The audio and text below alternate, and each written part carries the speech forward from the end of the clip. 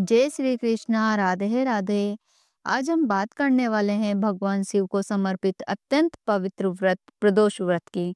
हर महीने आने वाली त्रयोदशी तिथि को प्रदोष कहा जाता है और जब यही तिथि सोमवार के दिन पड़ती है तो वह बन जाता है सोम प्रदोष व्रत, जो महादेव की कृपा पाने का सबसे प्रभावी दिन माना जाता है। कहते हैं कि इस व्रत को करने से शिव जी तुरंत प्रसन्न होते हैं, जीवन के कष्ट दूर होते हैं और घर में सुख समृद्धि का वास होता है।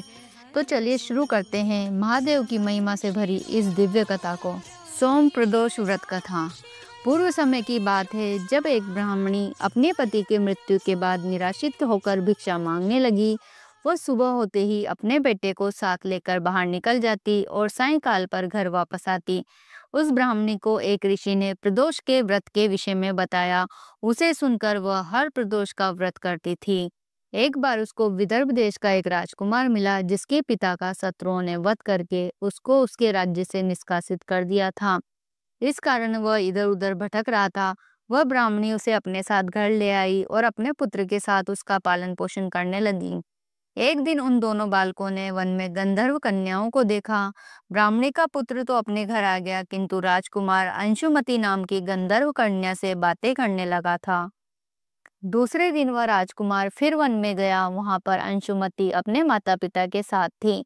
अंशुमति के माता पिता ने राजकुमार से पूछा कि क्या तुम विदर्भ देश के राजकुमार धर्मगुप्त हो? राजकुमार ने कहा हाँ। तब उन्होंने उसे बताया कि हम श्री शंकर जी के आज्ञानुसार अपनी पुत्री अंशुमति का विवाह तुम्हारे साथ करना चाहते हैं। राजकुमार ने प्रसन्नतापूर्वक हाँ कर दिया। फिर राजकुमार का विवाह अंशुमति के साथ हो गया। उसके बाद राजकुमार ने गंधर्व राज की सेना की सहायता से विदर्भ देश पर आक्रमण करके उस पर अधिकार कर लिया और वह वहां का राजा बन गया। राजा बनने के पश्चात उसने ब्राह्मणी के पुत्र को अपना मंत्री बना लिया। यह सब उस ब्राह्मणी के प्रदोष के व्रत का पुण्य फल था, जिससे उस राजकुमार और उसके पुत्र का जीवन सफल हो गया। उसी समय से इस संसार में यह प्रदोष व्रत प्रचलित हुआ।